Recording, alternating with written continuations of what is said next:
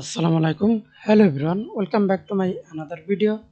In this video, how to add a stroke to an image in Photoshop. Okay, stroke the first, go to effects, stroke, select stroke color. Example, I select the white color, stroke size. Okay,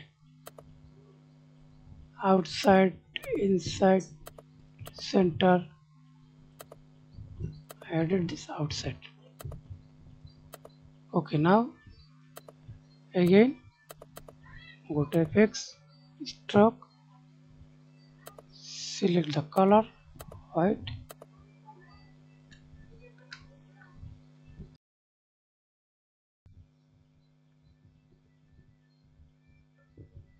Okay, thanks for watching video. Please subscribe to my channel, like, comment, share.